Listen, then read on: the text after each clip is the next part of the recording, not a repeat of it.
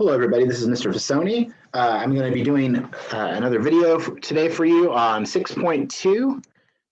If you recall, 6.2 is about the natural base E. Remember, our goals for that chapter were to define and use the natural base E, graph some natural base functions, or really understand the graphs of those functions, and solve real-life problems. We talked about this in class. I'm just briefly going over the concept again. In the future videos, I won't even be going over the concepts because we will be recording all the lectures through Teams. These are really meant to be problem sessions to help you get a better understanding of what you need to do on these homework problems. So again, the concept of E, we've got this, this expression here, 1 plus 1 over x, all to the x power. As x gets bigger and bigger, the number gets closer and closer to the defined value of E, which is an irrational number. It'll never actually hit that number because we can't go to infinity technically.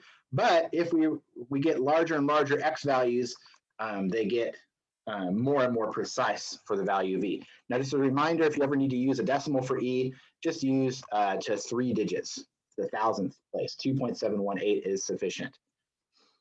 All right. So our first problems were about simplifying expressions, just manipulating the value for E.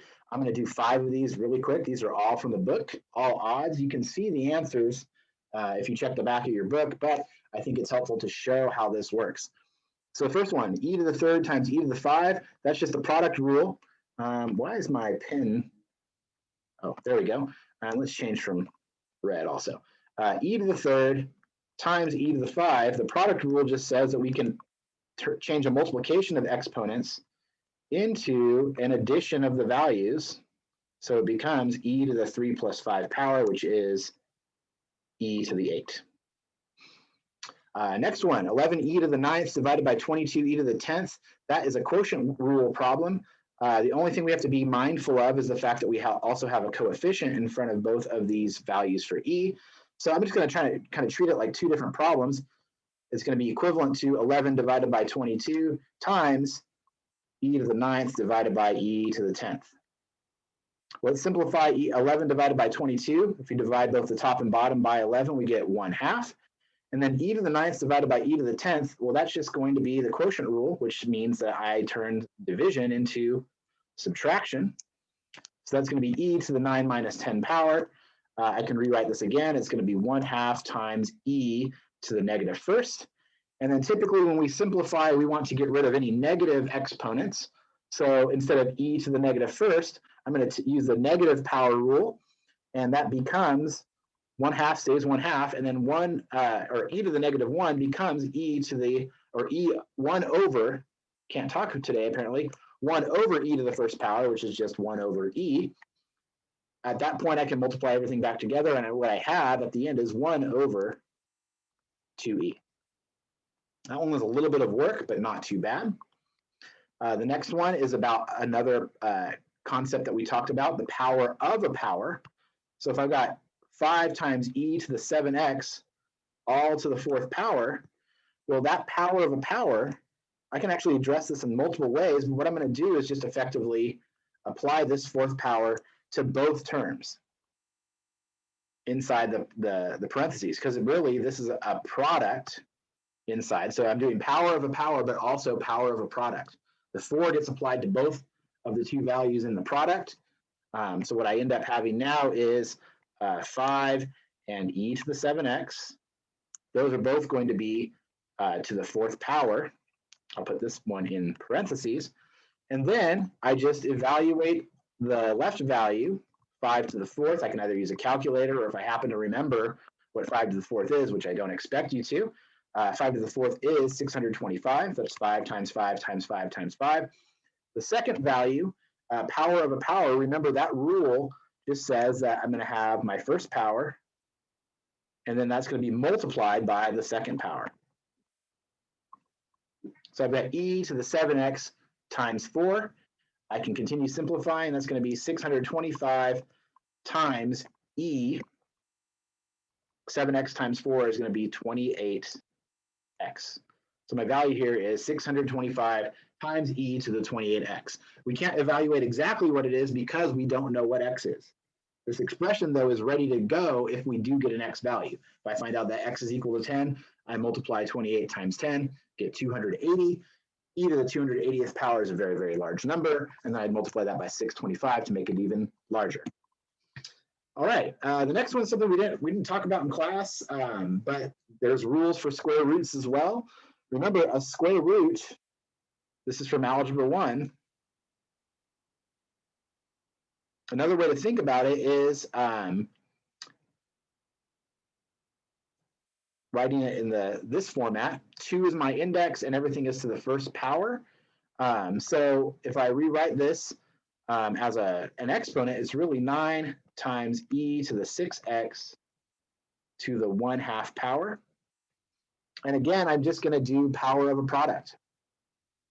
And then I also have to do the power rule on the second term. This becomes 9 to the 1/2 times e to the 6x to the 1/2. I'm going to deal with the right side of this problem first. I'm kind of going uphill here. Let's go downhill a little bit.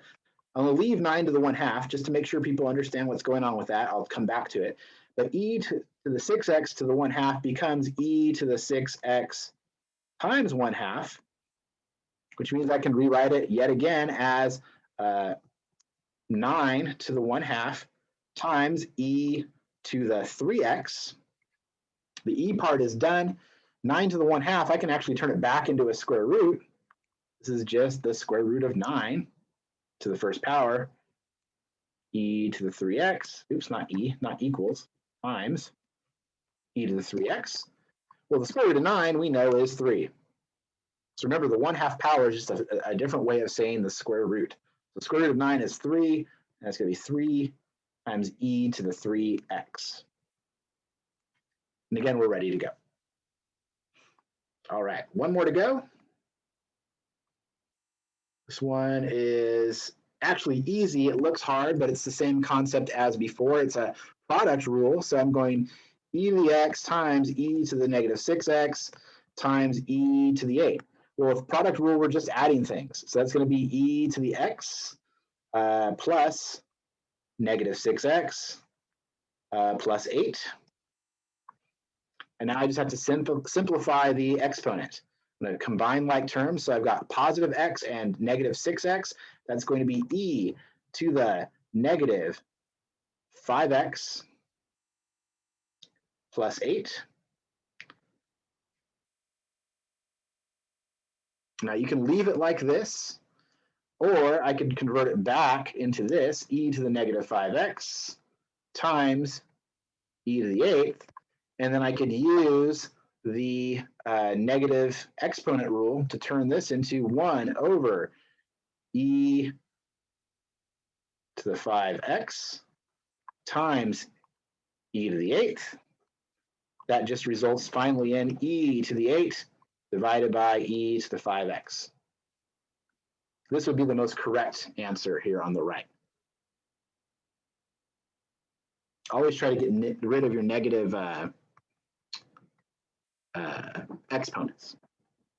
All right, so continuing along, we then talked about natural base functions, the logarithmic function, I'm not logarithmic, I'm sorry, the exponential function, a times e to the rx power, and how it's related to the original exponential function, which is just y equals a, oh boy, times b to the x. It's very similar. It just now has that letter E in there. And we look for different things. Instead of looking for growth and decay at the B value, we're looking at the R value. And instead of comparing to the number 1, we're comparing to the number 0. So if R is greater than 0, we have growth. If R is less than 0, we have decay. So on the next goal, we just talked about inspecting these functions to see if it was exponential growth or exponential decay. Again, this is very fast. All we're doing is finding the R value. So remember, they're all going to be technically in the form y equals a times e to the rx power. Well, that means we're looking for the value that's attached to x up in the exponent. So really, I don't care about a at all. A is always my coefficient. I'll underline that. Let's not do light blue. Let's do dark blue. if A is here in dark blue, then my A value on this first one would be 1. On the second one, it would be 2. On the third, it'd be 0.5. And the fourth would be 0.4. We don't care about that value at all. It has no bearing on whether it's growth or decay.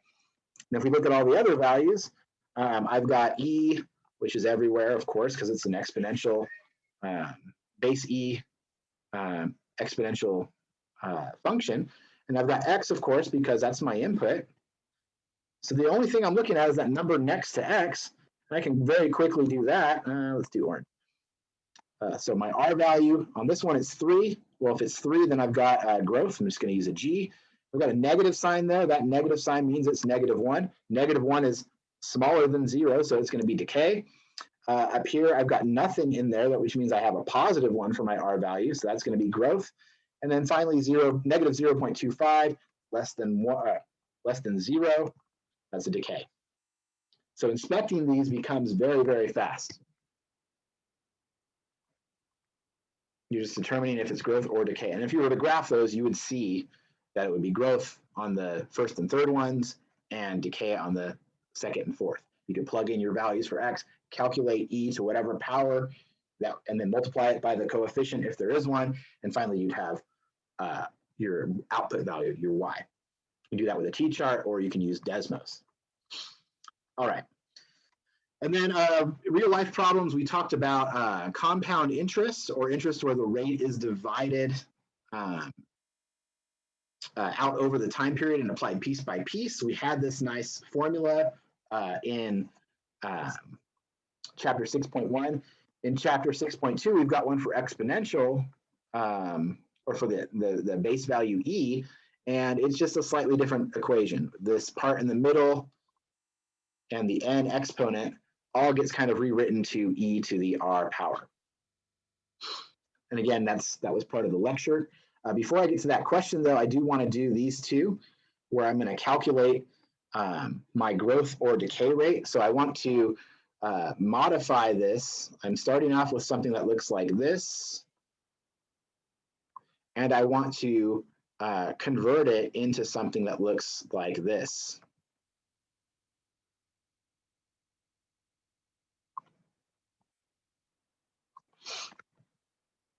So I'm converting from the base E function into something that looks more like Y equals A times B to the T power, where that B value is 1 plus or minus my rate, which is my how much above or below 100% I have.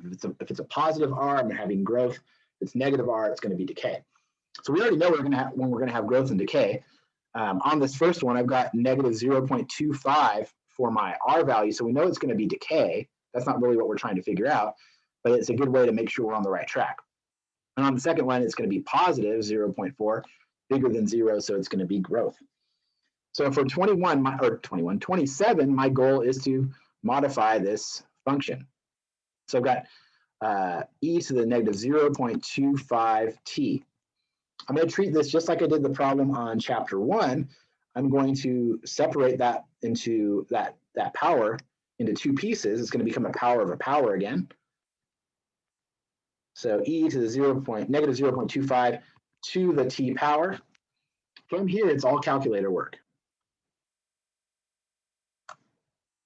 So I'm going to rewrite this, or I'm going to calculate this. I'm going to put in e. I'm going to take that and take it to the negative. I can use that.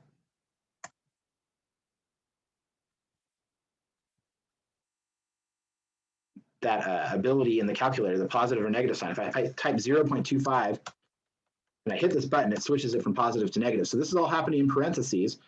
My value for e to the -0.25 power, I'm going to close the parentheses, and I'm going to hit equals.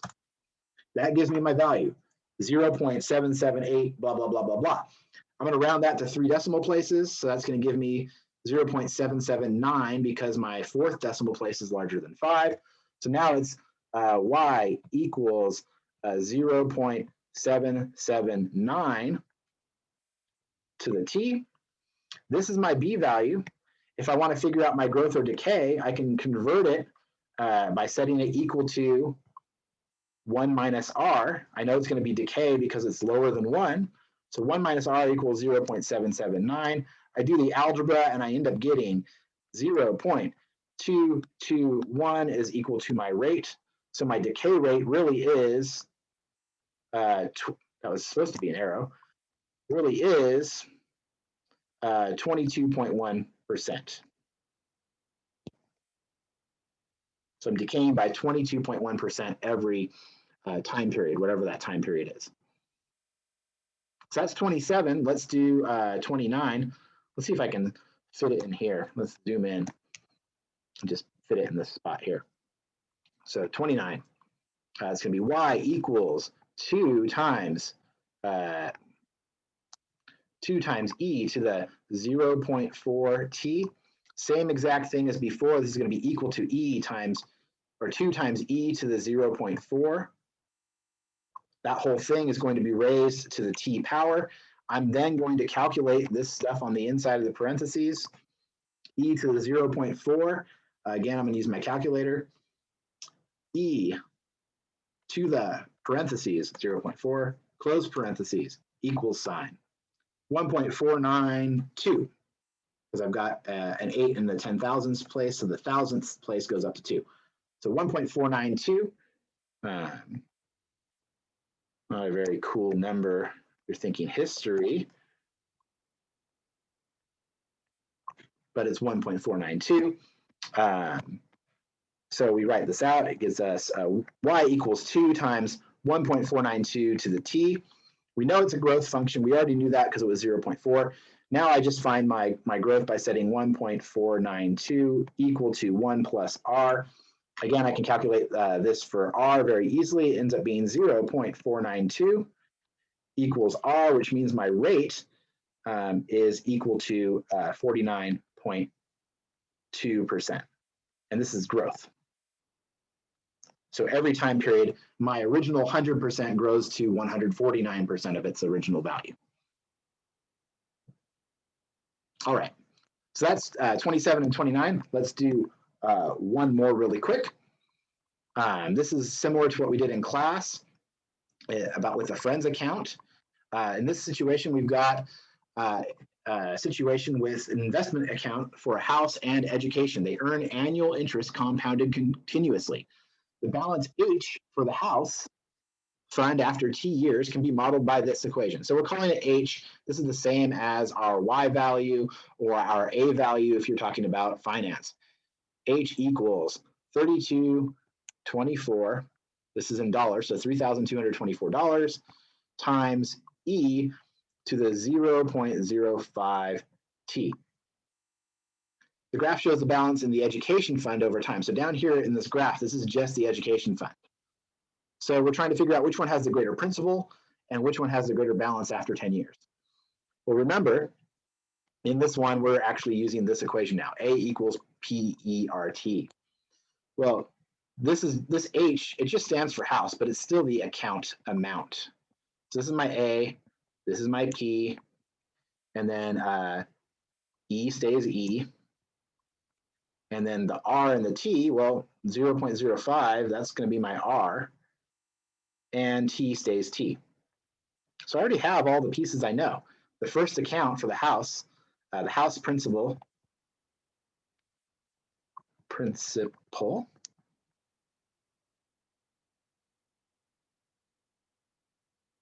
and actually is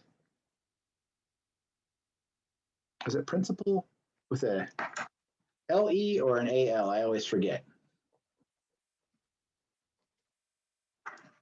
It's AL, like our principal of our school, the main amount that we started with. That was right in the equation, $3,224. And then our rate, we might need to use that later. Our rate is 0.05, which is equivalent to 5%. All right. So we want to figure out the principal of the education. I'll use this light blue for education.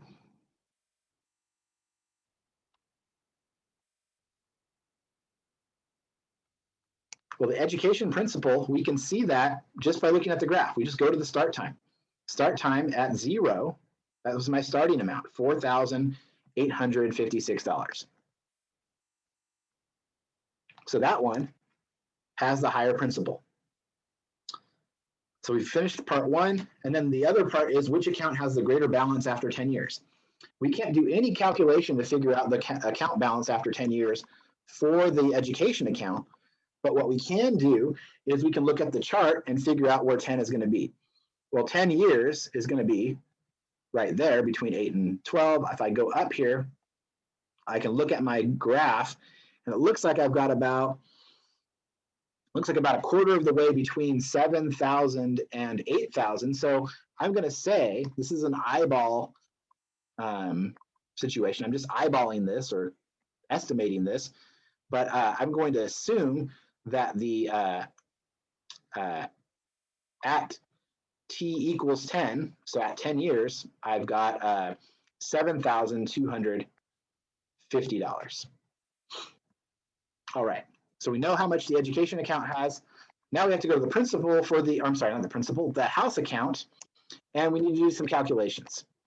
Well, we've got the equation, H equals $3,224 times E to the 0.05 T, but now I want to calculate it after 10 years, so I'm just going to plug in 10 for T. So now I simplify this equation as much as I can before I bust out the calculator. H equals 3,224 times E, 0.05 times 10 becomes to the 0.5 power. At this point, I have to use my calculator. No big deal. I bring my calculator up. I clear it.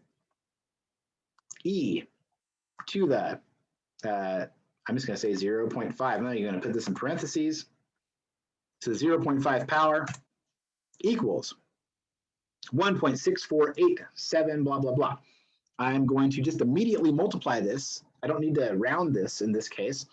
I'm going to immediately multiply this by my principal, 3,224. And now that tells me how much money this house account has after 10 years.